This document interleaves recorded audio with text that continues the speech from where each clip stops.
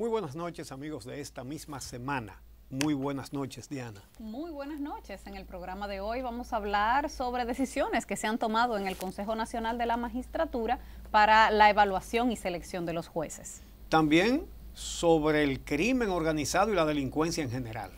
Y sobre eso, declaraciones del presidente y de diferentes sectores. Tanto en el tema de la delincuencia como en el tema de la reelección. Asimismo, también vamos a hablar de reelección y todo lo que ha sucedido esta semana, sobre todo las declaraciones de la vicepresidenta, que ya toma partido. Sí, señor. Ya no se debate entre los sentimientos y el deber. Así mismo. Bueno, pues sobre el tema de la delincuencia viene la décima. Sí, claro que sí. Sobre lo que dijo el presidente Danilo Medina acerca de la delincuencia. Bueno, y ahora, ¿quién podrá defendernos? Ay, papá. Regresamos. Vamos a la pausa y regresamos. Esta misma semana.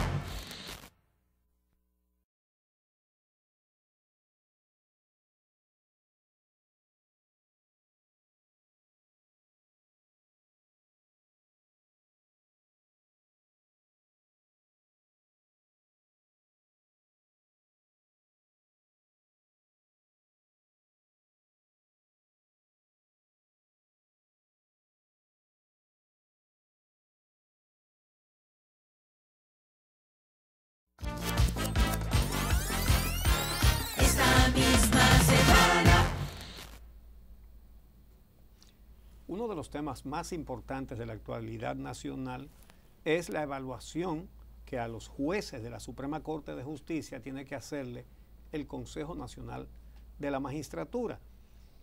Y con la composición que tiene el Consejo de la Magistratura, con 6 representantes del partido de gobierno, del gobierno y del partido de gobierno, y 2 de la oposición, realmente se logró mucho en favor de la institucionalidad. Hay varias decisiones que fueron positivas, que fueron correctas, comenzando por el hecho de que las evaluaciones se harán ante cámaras de televisión, van a ser públicas.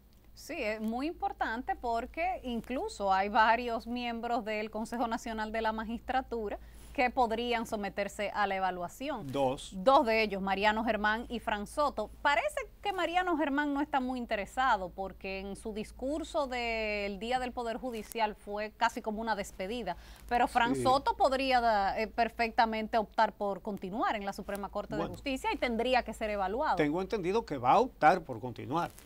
Lo cual, y lo de Mariano Germán, él hizo una insinuación que mucha gente le interpretó así. Nosotros también le interpretamos. Me puedo ir en paz. Que él dijo que se puede ir en paz. Entonces uno le dirá como el merengue, váyase en paz, mi compadre. Mi compadre, váyase en paz. Sí. Lo que es cuesta arriba es que estos 2 miembros del Consejo Nacional de la Magistratura, que perfectamente pueden someterse a la evaluación para optar por continuar en la Suprema Corte de Justicia, participen del reglamento de evaluación con el cual lo van a evaluar a ellos mismos. No solamente eso, sino que además, aunque ya se dijo que ellos no podrán evaluarse a sí mismos, pero ellos pueden evaluar a la competencia de ellos. También. Ay. También. También. Eso es, pero hay... O sea, lo sano habría sido que tanto Mariano como Fran Soto quedaran fuera de ese proceso, que que ellos mismos dijeran, miren, del proceso de hacer el reglamento de evaluación, nosotros nos vamos a inhibir, vamos a salir de eso. Sí. Ustedes armen el reglamento y nosotros nos sometemos y aprobamos lo que sea que ustedes decidan. Seguro. Eso era lo que tenían que haber hecho. Bueno, de todas maneras, es un avance, ¿verdad? El hecho de que se haga la evaluación pública. Claro, vamos a ver por supuesto. El anuncio que se hizo oficialmente. Reglamento para evaluación de los jueces. Este reglamento nosotros lo vamos a publicar este viernes 18 en un periódico de circulación nacional. Y uno de los miembros del Consejo Nacional de la Magistratura, de la oposición, el senador José Ignacio Paliza, valoró la forma en que fue aprobado este reglamento a unanimidad. 3 conquistas particulares. En primer lugar, que las evaluaciones de desempeño de los jueces de la Suprema Corte de Justicia, que la ley ordena, se cuelguen en el portal del Consejo Nacional de la Magistratura previo al inicio de la evaluación. Evaluaciones que hasta la fecha no se habían realizado. En segundo lugar, que a los jueces actuales de la Suprema Corte de Justicia se les realicen entrevistas y que estas entrevistas sean públicas. Bueno, tenían motivo para celebrar los representantes del PRM, José Ignacio Paliza y Josefa Castillo, porque siendo ellos minoría, hubo intentos, primero de que no fuera pública la evaluación, y recordemos, ellos dijeron que si no iba a ser público, ellos se retiraban. Y esa advertencia surtió efecto. ¿Por qué? Porque al presidente Danilo Medina no le conviene ahora mismo tener como mucho más líos, ¿verdad? Claro. No, y más cuestionamientos. Y además que escoger unos jueces que se diga que fueron solo los del PLD que lo pusieron ahí. Entonces, porque le quitaría legitimidad a todo el proceso. Y porque lo compararía con Leonel Fernández. Por supuesto, también. Entonces, todo eso funcionó. Josefa Castillo dijo que el único logro de ellos no fue ese de que la evaluación se haga pública. Ella dijo que fueron 4. Veamos. Yo digo que fueron 4. ¿Cuáles fueron esos? Vamos a ver. Fueron 4. También logramos, además de las entrevistas públicas, que es diferente a evaluaciones, logramos que se colocaran en el portal del Consejo Nacional de la Magistratura todas las evaluaciones de los jueces. Pero además logramos que la población tenga el derecho de hacer reparaciones y objeciones. Sobre esas evaluaciones, sobre los jueces que van a ser evaluados. La comisión. Correctamente. Pero ¿qué pasa? Ninguna de estos 3 aspectos había estado incluido anteriormente en los procesos anteriores, vamos a decir. Pero yo digo que hay un cuarto logro. El cuarto logro es que cada 31 del mes de enero de cada año, el 31 del mes de enero de cada año, deberá depositarse ante la Secretaría del Consejo Nacional de la Magistratura las evaluaciones de los jueces de la Suprema Corte de Justicia. Ese es un cuarto logro, eso está muy porque bien. Eso no había pasado, no había ocurrido. Mira, ahí hay uno de los puntos que ella señala, que es el de poder preguntar sobre procesos que hayan llevado los jueces, que tiene sus bemoles, porque aunque si bien es cierto que se aprobó que puedan preguntar sobre eso, también se aprobó que los jueces pueden decir que no quieren responder sobre procesos en los que ellos participaron. Vamos a escucharla. Que pueden guardar silencio. Sí, vamos a escucharla y luego vamos a analizar esa parte que es fundamental. Los logros que tuvimos, que hay que intestinarlo, hay que verlo, es el hecho de el candado que se le quería poner, se le pretendió poner a las preguntas que debíamos nosotros hacerle a los jueces con relación a los casos, ¿verdad? Ellos asumidos, los casos en proceso o los casos que ya habían trabajado en su jurisprudencia, ¿verdad? ¿Eso se planteó en el Consejo? Así es, eso se planteó como una manera de proteger la integridad del juez. No a quien hay que proteger a la ciudadanía, a la sociedad. Y a aquellos sujetos de derecho que en un momento han sido violentados sus derechos por malos procedimientos o quizás también por sentencias inadecuadas. Entonces, logramos esto porque yo creo que no es democrático, ni tampoco le haríamos un buen servicio a la población y tampoco se respetaría la Constitución de la República si nosotros no hubiésemos producido que se tuviera la oportunidad de preguntar y de contestar. Claro, que el juez no quiera contestar, eso ya sería una autoincriminación. Bueno, vamos a ver. Primero se había propuesto, ella no dijo quién lo propuso, que se había propuesto en el Consejo de la Magistratura, está claro que de alguien del sector oficial, que a los jueces, al evaluarlos, no se les preguntara nada sobre ningún expediente que hayan fallado. Ajá, pero lo que Pero es una evaluación de desempeño. Ajá, pero ¿a qué es que ellos se dedican? No es a juzgar casos. Para evaluarlos hay que ver cómo han juzgado esos casos. Exacto. Oh, Dios mío. Es de esperar que no hayan sido uno de los 2 jueces el que dijera eso, pero no sería raro tampoco. No, a mí no me sorprendería Porque nada. vamos a ver, vamos a poner un ejemplo. tú vas a evaluar, por ejemplo, el trabajo del juez Fran Soto. ¿Y cómo concebir esa evaluación si no le preguntan, por ejemplo, mire, usted votó por dar un no al lugar en un caso sobre un funcionario público acusado de corrupción, cuya declaración de bienes al entrar en la administración pública decía que tenía, todo lo que tenía valía 547,000 pesos, y se presentó una certificación de la Superintendencia de Bancos señalando que había depositado más de 27,000 millones. Y conociendo usted la ley que cambia el fardo de la prueba, como diría Leonel Fernández, es decir, que es el funcionario el que tiene que probar que los bienes que posee son lícitos,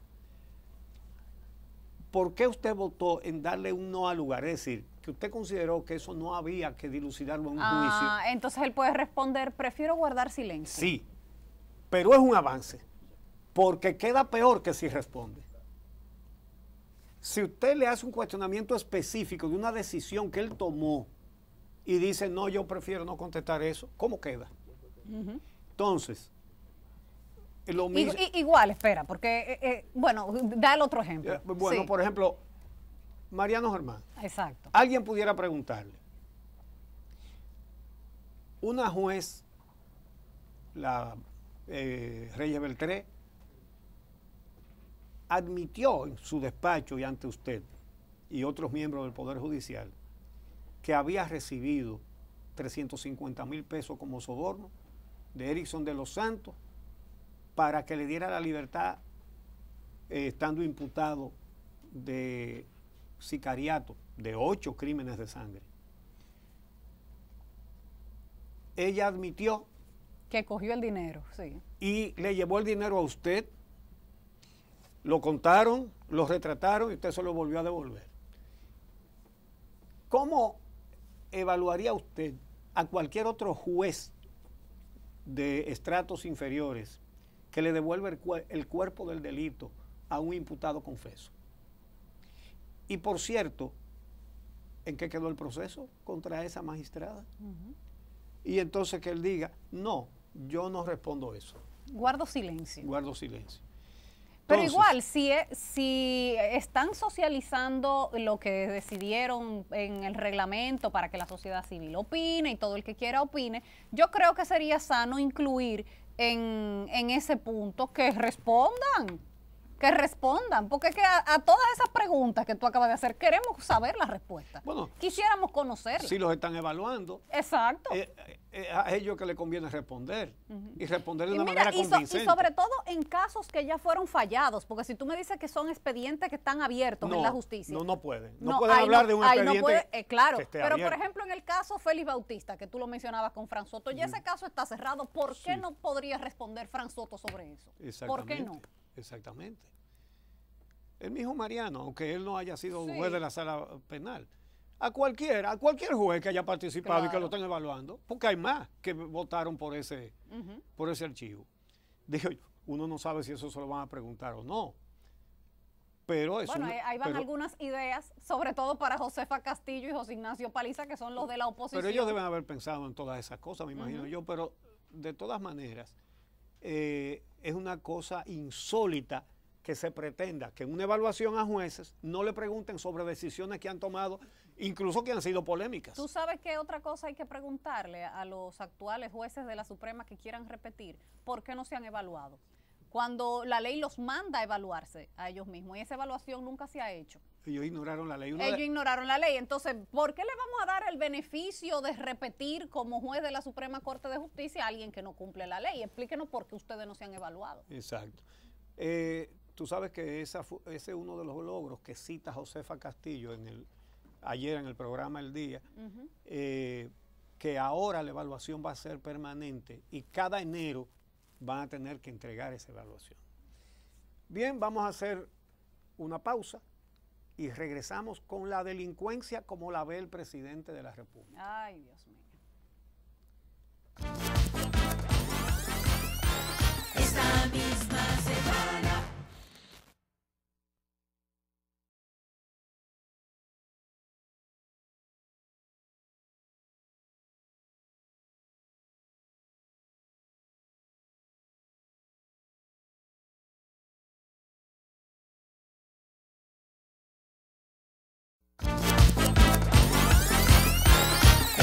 misma semana.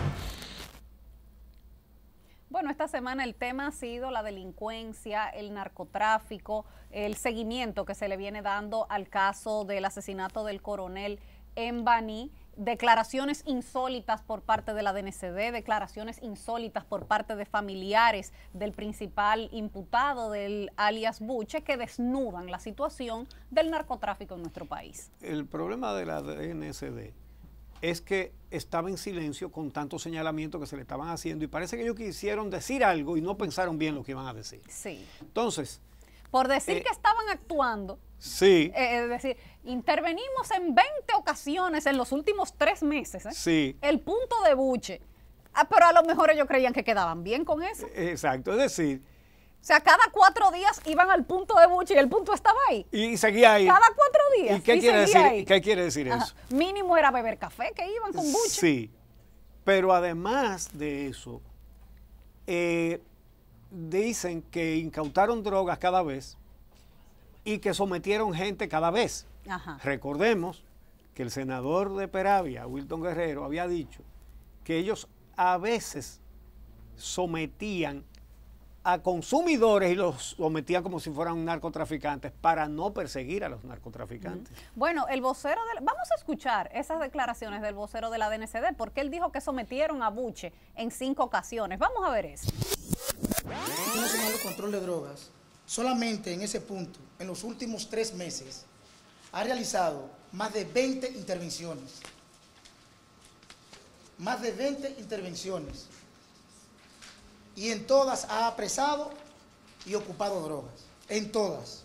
En el caso de Buche, él tiene varios sometimientos por tráfico de drogas. Aquí específicamente tiene 5 sometimientos. Rafael Díaz, alias Buche, tenía varias órdenes de arresto, pero se habla de 2 mujeres a las que amenazó de muerte. Y ni siquiera por eso, que es un tema tan sensible, ni siquiera por eso lo arrestaba nadie. No, de hecho, había órdenes de arresto en su contra. La última de octubre del año pasado, que emitió una jueza porque él se apareció a casa de un secuaz, no sabemos qué, que estaba buscando, y al no encontrarlo, entonces amenazó a su compañera y a la niña que la niña se desmayó. Que la niña estaba ahí, las amenazó, dispararon contra la casa y esa mujer fue y se querelló contra Buche. Emitieron una orden de arresto y los policías no la ejecutaron. Nadie. Entonces ella fue a quejarse a la inspectoría de la policía de que no ejecutaban la orden de arresto. Ajá. Y ahí le dieron la recomendación de que llegaron a acuerdo con ese hombre, que ese hombre era peligroso. Sí. Oiga usted. Sí, la autoridad. La autoridad. La autoridad. Pero entonces pero todo eso, recordemos, viene de que el coronel Daniel Ramos Álvarez lo enrostró en el punto y él le cayó a balazo y lo mató. Y los 2 oficiales, coronel Matías Brazován y capitán Arias, creo, que acompañaban al coronel, se fueron en el carro del coronel, no tiraron un tiro, ni a ellos le tiraron un tiro tampoco. Pero fíjate que en las declaraciones que acabamos de ver del vocero de la DNCD, él dice que habían sometido a Buche 5 veces. Pero el abogado de Buche dice que no es verdad, que él no tiene un solo sometimiento por narcotráfico. Entonces ya la DNCD tiene que mostrar esos sometimientos. Porque si los hizo, existen. Tiene que presentar los sometimientos que hizo. Claro. Y lo que le hizo a los consumidores o a lo que ellos dicen que son narcotraficantes. La droga que incautaron, tiene que decirlo todo. ¿Y qué pasó con esos sometimientos? ¿Cuáles fiscales llevaron eso? ¿Por qué se cayeron? Si fue que se cayeron. Pero entonces el día que se estaba conociendo la medida de coerción que fue pospuesta, un familiar de Buche, que primero se presentó como hermano, luego se supo que era primo hermano de él, que se habían criado juntos, dijo... Juan Reyes. Peña. Juan Peña. Dijo que el punto de su primo era el mejor punto de Baní, sí. que en Baní la droga era libre, que eso fue una componenda entre sus competidores y los policías que acompañaban al coronel para hacerle un daño a Buche. O sea, dio toda una serie de datos. Lo cual es una novelita. Sí, bueno, obviamente él va a defender a su familia. El que mató al coronel fue Buche. Pero lo que más llamó la atención es el desparpajo con el que él habló sobre la libertad con la que se mueve la droga en Baní. Sí, sí. Y entonces por eso tanto el ministro de Interior y Policía como el procurador habían dicho que iban a requerir a ese individuo para interrogarlo, y él inteligentemente fue y se puso él a disposición de la justicia. Fue él y se entregó, porque como dijeron que me iban a buscar para interrogarme, pues yo vine, fue con un sacerdote y todo que lo llevó. Y entonces dijo que lo que él hizo fue repetir lo que dijo un senador.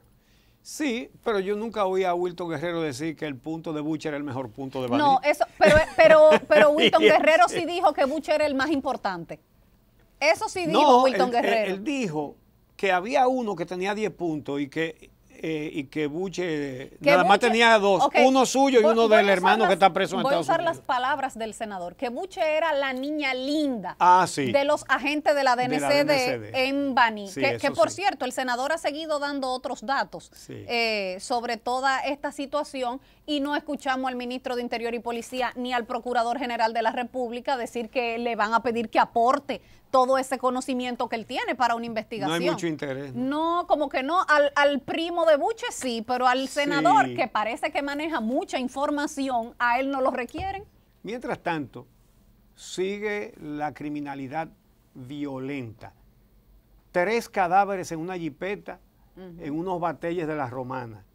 En Santiago, oigan qué grave este hecho. El subdirector de la cárcel de Rafey, que había recibido amenazas de muerte, se va desplazando en un vehículo por una avenida, acompañado de 2 agentes penitenciarios más, y le hacen un atentado y lo asesinan y hieren a otro de los que andaban. Es decir, y en Santiago, sigue la sangre, siguen atentados. Y en Santiago en Licey matan a un hermano de Monseñor Bretón para quitarle un motor. Exactamente, el arzobispo metropolitano de Santiago, de la arquidiócesis de Santiago, que es un hombre humilde, es un campesino, Monseñor, brillante, un cerebro, con muchísimos estudios. Y su hermano era un hombre humilde, simple, que vivía de su trabajo de agricultura, y se desplazaba en ese motorcito, y para arrebatárselo, lo asesinaron. Bueno, en cuestión de una semana, unos 15 muertos en circunstancias violentas. Sí, así es. Producto de la delincuencia. Entonces, el presidente Danilo Medina recibió las cartas credenciales de 4 nuevos embajadores, y al terminar, los periodistas, los colegas que cubren las informaciones del Palacio Nacional, le gritaron varias preguntas y él se detuvo. No le fue bien al presidente. No. No le fue bien. Mira, a Danilo nunca le han salido bien esos ímpetus de espontaneidad. Porque tú recuerdas aquella vez también cuando le preguntaron de corrupción, que él se paró y le respondió a los periodistas, ¿cuál corrupción? Señálenme cuál corrupción. Sí. Bueno. Tipo Balaguer. Tipo Balaguer. Sí.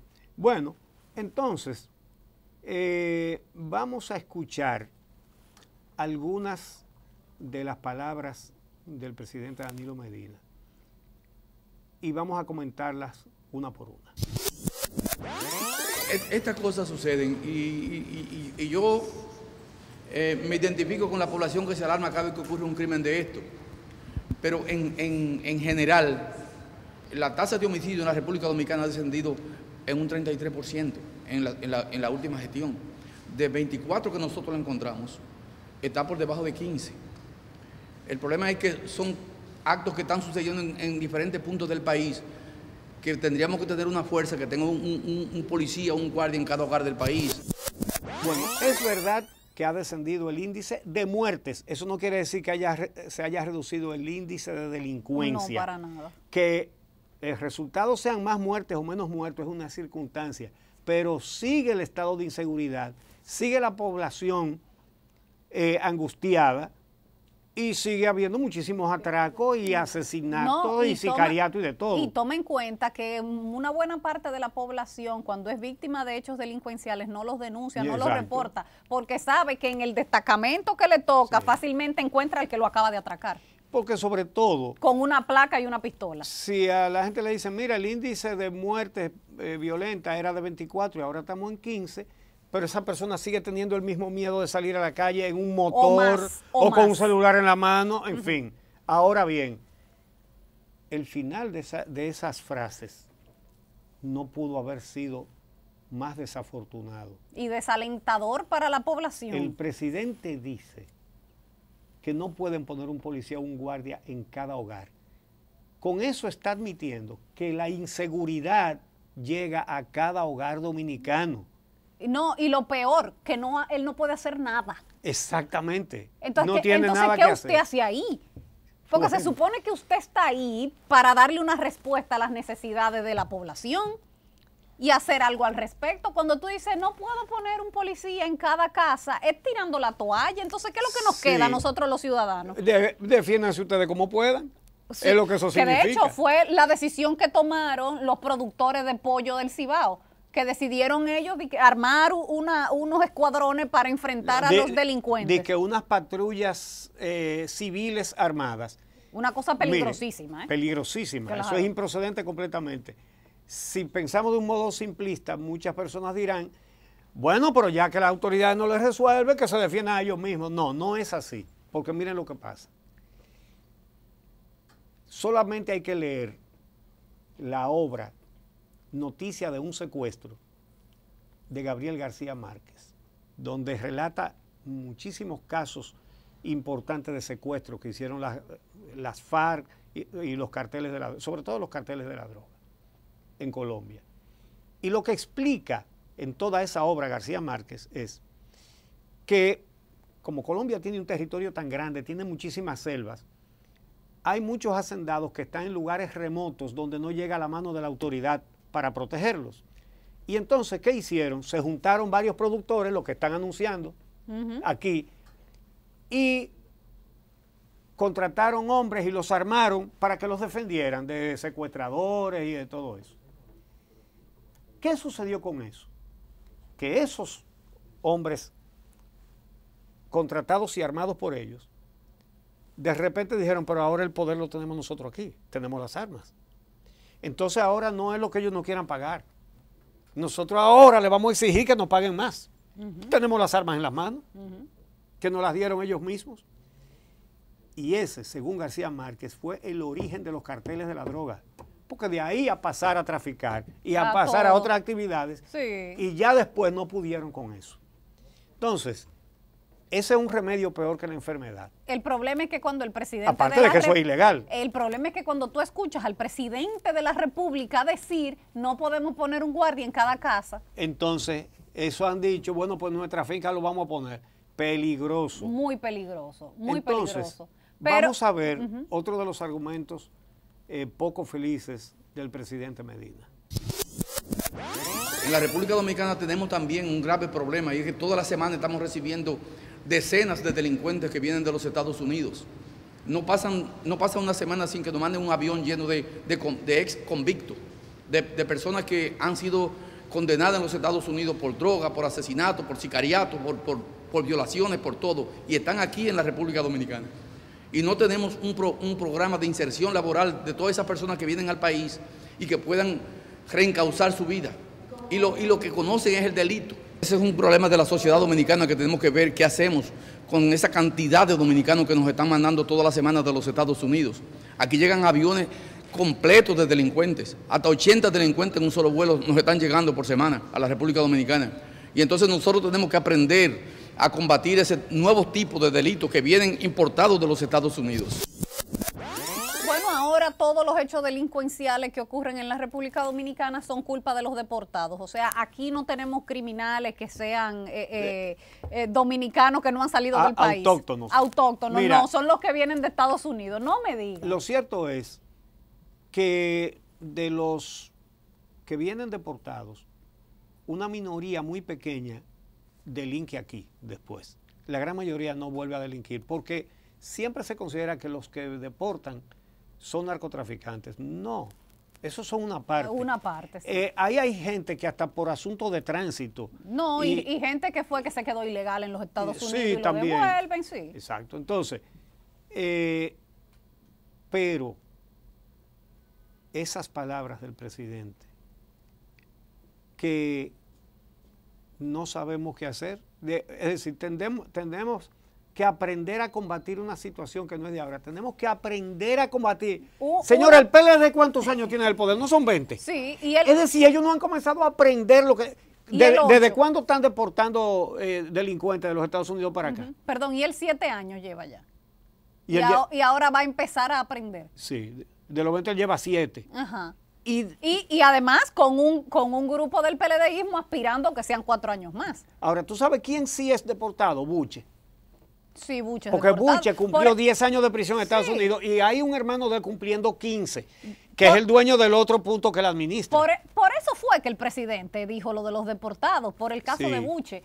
Pero es que no se le puede atribuir a los deportados todos los casos de delincuencia de la República Dominicana porque no es verdad, no es cierto. Y las estadísticas no apoyan lo que dice el presidente. Exactamente. No lo sustentan.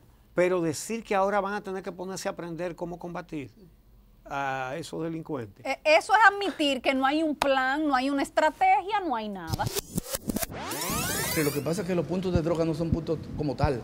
Se sabe que en algunos lugares se vende droga y la policía constantemente hace redadas y desmantela puntos, pero lo desmantela de un punto y si los delincuentes no son metidos a la justicia o cuando se someten, si alcanzan la libertad, vuelven a delinquir. Y ese punto se traslada a otro punto y lo trasladan de otro lugar, se mueven. Lo que está pasando es que aquí hay ya una cantidad de droga que se queda y se vende, se recibe, los narcotraficantes pagan ya no en dólares, sino que pagan en especie. Y esa droga te la tienen que convertir en dinero, ¿cómo? Vendiendo al menudeo. Es una carrera contra el delito que tenemos, es una lucha. Una organización criminal que maneja enorme cantidad de fondos en toda América Latina. Y que por cualquier punto te sale, cualquiera hoy en día. Muchísimas personas, incluso de cuello blanco, están ligados al negocio del narcotráfico. Y el narcotráfico ha penetrado en muchísimas áreas de la República Dominicana, incluyendo áreas militares y de seguridad. Entonces los puntos se mueven mucho. Ese no es el caso del punto de Buche. No. El punto de Buche resistió 20 allanamientos de la DNCD en el mismo local. Ha seguido vendiendo drogas sin que Buche caiga preso a pesar de todas las órdenes de arresto. Y en el mismo punto mata a un coronel a balazos. Sí. Sí. El presidente dice que mueven los puntos. No, está en el mismo sitio. Y estuvo tan tranquilo ahí que hasta mató a un coronel. Sí. No, y no solamente eso, sino que después de ocurrir todo esto, de las declaraciones del senador, de las declaraciones del primo de Buche, de todos los vecinos que también le han contado a la prensa cómo se movía todo eso por ahí y los señalamientos hacia los miembros de la DNCD, la dotación de la DNCD de Bani sigue ahí. Así es. Hicieron movimientos en la policía, pero la DNCD, que ha sido la más señalada en todo este evento, en todo este hecho, siguen ahí, no han anunciado que hayan cambiado dotación ni nada. Ahora, la parte más terrible de todo lo que dijo el presidente Danilo Medina fue cuando habló de la gente que quiere hacerse rica muy pronto. Porque ese tema... el discurso en el comité político que él tiene que darlo. Bien dicho. Es que hay que decirlo. Claro. Entonces, fíjate. Porque esos sí se han hecho ricos rápido y pronto. Y además, no ricos, no. Multimillonarios. Esos son los que dan el ejemplo. El tema es importante, lo que estamos hablando. Aunque el presidente no lo enfoca de la manera más correcta. Claro. Vamos a ver sus palabras. Vivimos en una sociedad donde el efecto de demostración hace estrago en la mente de la persona. ¿Por qué fulano de tal puede vivir de esta manera y yo no? Y la gente quiere conseguir dinero a como dé lugar. Que a la gente hay que enseñarle que en la vida no todo es el dinero fácil. Que lo que más dignifica a una persona es conseguir dinero, pero con el trabajo digno. Porque todos quisiéramos que todos los ciudadanos tuvieran la posibilidad de darse el lujo que se da cualquier ciudadano, pero que lo consiga trabajando de manera digna. Oye, qué bien. Entonces que la gente quiere ser tan rico como el otro. Ajá. Yo estoy muy de acuerdo con eso que dice el presidente Danilo Medina. Lo que pasa es que el discurso era en el comité político que había que darlo. No, pero además porque él habla del efecto de demostración. ¿Y qué es lo que demuestran todos los días nuestros funcionarios políticos pegados?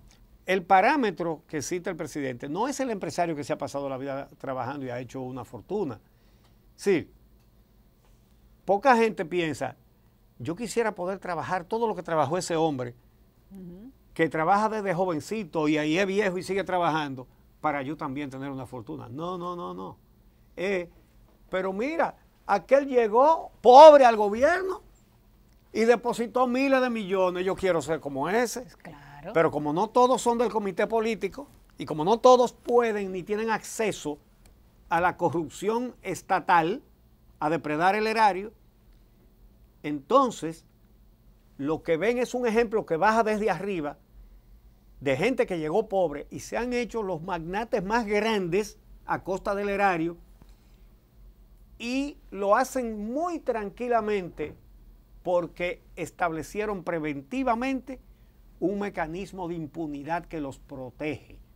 Usted aquí puede forrarse y no tema que usted está garantizado, sí. ¿Verdad? Entonces él debió decir el mal ejemplo lo hemos dado nosotros. Entonces... Eso es lo que él debería decir. Y los que no tienen ese acceso a un cargo político, entonces venden droga y como esa actividad criminal da tanto dinero y tan rápido, entonces compran esa impunidad también. Y esos que le dan la impunidad en la policía, en la DNCD, con toga, porque uno tiene kepi y otros tienen toga, esos entonces están viendo también ese ejemplo de arriba y dicen, no, pero yo me la busco también. Ahí es donde están calando esos malos ejemplos. Claro, por supuesto. No es en el pueblo. Ahora, a mí me llama la atención el tono en el que habla el presidente, que es casi como de denuncia. Como si fuera un ciudadano común haciendo una denuncia y no la persona llamada a hacer algo para combatirlo. Exactamente. Para remediar la situación. Entonces, o sea, porque ¿quién tiene más poder en sus manos para hacer algo que el presidente de la República? Entonces él dice que lo está combatiendo, creando empleos y con educación. Miren, esa es una forma correcta, pero eso es preventivo. El problema lo tenemos encima, hoy día, todos los dominicanos. Entonces, él dice la educación, sí es correcto, pero no es la educación solo, es la justicia. Es decir, la educación te enseña qué es correcto, qué es incorrecto, ¿verdad? La justicia te enseña qué le pasa al que no hace lo correcto, qué le pasa al que roba, qué le pasa al que trafica. Pero para eso, esa justicia tiene que ser libre, tiene que ser independiente y no puede estar dirigida por delincuentes, por cómplices de los delincuentes, por cuadros políticos que están por debajo de dirigentes encumbrados. Eso es lo que pasa, que es con educación, pero sobre todo con justicia y con justicia independiente. Por cierto, que hay otro datico en todo esto. El expresidente Leonel Fernández pontificó sobre el tema. También. Y resulta que me parece que es el mismo presidente que le dijo a un embajador de los Estados Unidos que le echó en cara los jefes militares que estaban traficando en esa época, y él le dijo que él no hacía nada contra ellos porque entonces le podían dar un golpe de Estado, y ahora está pontificando de cómo que hay que enfrentar la cosa. Eso salió en los Wikileaks. Cuando salieron los Wikileaks, que salieron los cables diplomáticos que mandaba el entonces embajador hacia los Estados Unidos, salió ese informe. Seguro. Entonces, ¿qué es lo que pasa? Es que el Partido de la Liberación Dominicana tiene 20 años en el poder y en esos 20 años ha crecido exponencialmente el narcotráfico. Y la delincuencia. Y la delincuencia. Por cierto, que gente que decía combatir el narcotráfico tiene 20 años con un zipper con ese tema. A lo mejor, como ahora la situación le cae a Danilo, a lo mejor hablan. Pero realmente no pueden hablar. Es decir, las dos opciones no han mostrado ningún hecho que permita a la población dominicana decir esto sí que combaten el narcotráfico. No, y lo peor es que después de estas declaraciones del presidente, lo que se siente la población es más desamparada. Claro. Porque lo que nos han dicho es no hay un plan y no sabemos qué hacer. Esa es la lectura de lo que dijo el presidente. Ahora tenemos que comenzar a aprender cómo es. ¿Cómo es que vamos a combatir esto? Bueno, vamos a hacer una pausa y regresamos Con otro tema que trató el presidente, la reelección. Regresamos. Esta misma semana.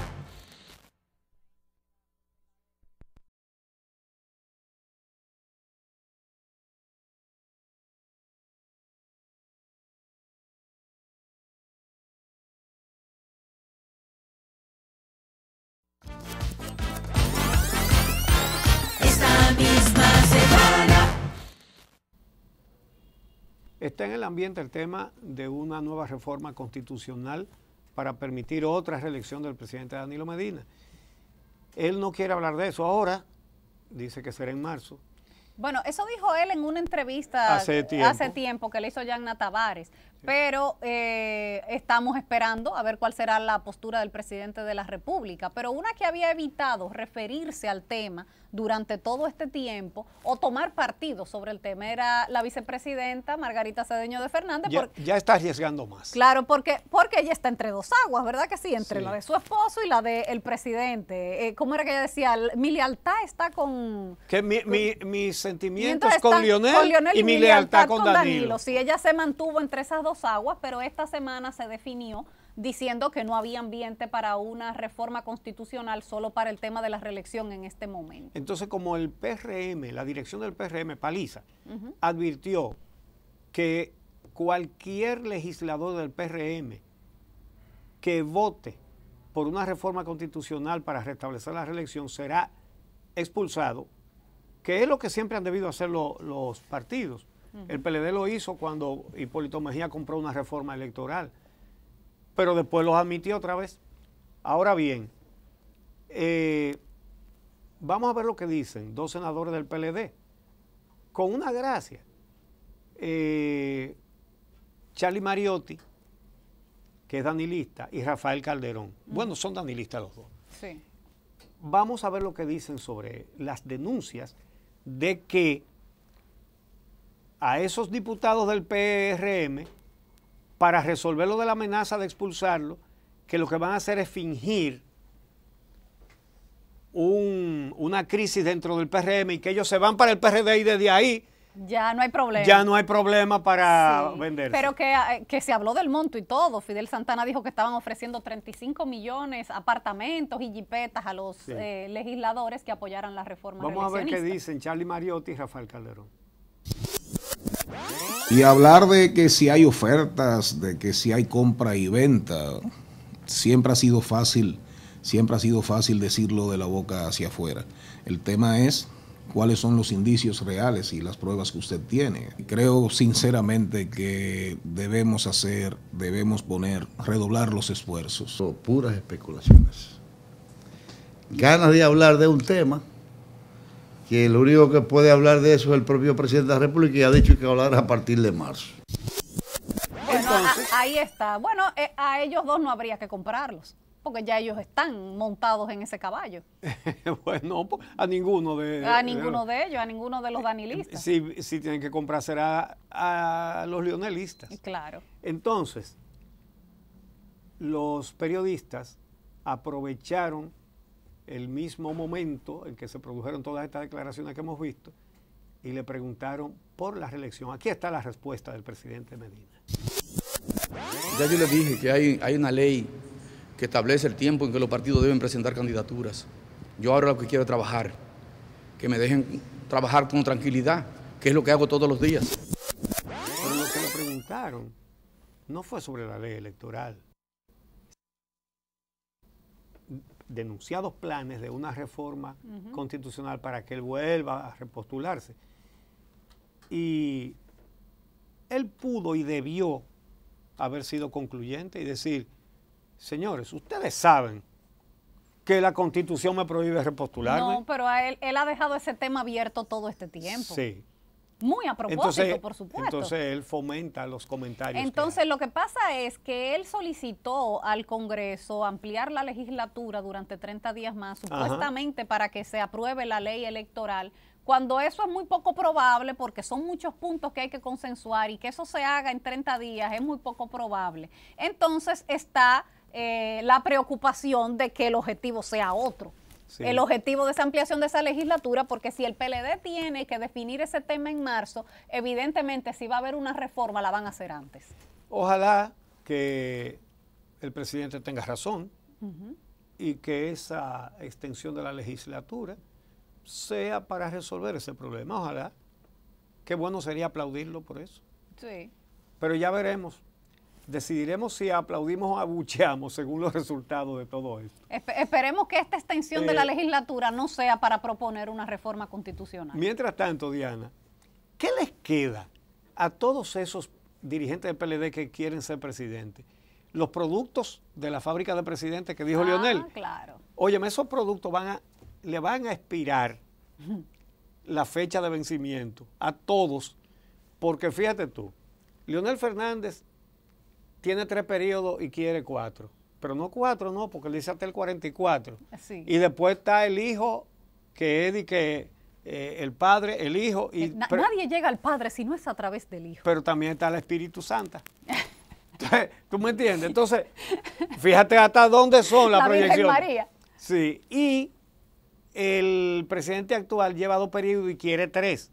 Por ahora 3, ¿verdad? Entonces, ¿qué va a quedar para todos los jóvenes y a otros no tan jóvenes que aspiran también, legítimamente aspiran? ¿En qué quedó la fábrica? ¿Tuvo alguna explosión esa fábrica? Bueno, Margarita, ¿tiene riesgo de Margarita explotar? en sus declaraciones, cuando dijo que no había ambiente para una reforma, dijo también que el partido había fallado en formar nuevos líderes. Y ahí no se sabe si era ella hablando o llorando por la herida, porque recuerden que ella intentó postularse en una ocasión y el mismo comité político la majó. Sí. Bueno, pues así están las cosas. Mientras tanto, señores, según el presidente, es que aquí la gente se quiere hacer rica en 2 días. Ay, caramba. ¿Quiénes se habrán hecho ricos en 2 días en este país? Vamos a verlo en la 10ª. ¿Cuándo regresemos? Ya volvemos.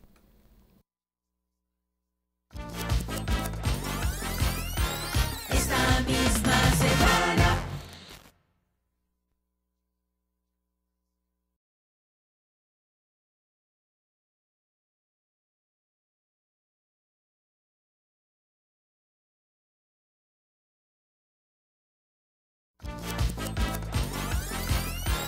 Esta misma semana. Hoy no tenemos pies forzados, una decimal libre sobre el presidente y la delincuencia. Y dice lo siguiente: el presidente ha de dar al ciudadano confianza. Y oigan qué gran esperanza viene Danilo a aportar, que él no puede colocar en cada casa un agente, y así admite claramente que en peligro estamos todos. Diga usted si esos son modos de tranquilizar a la gente. El país quedó pasmado al ver el plan que tenemos.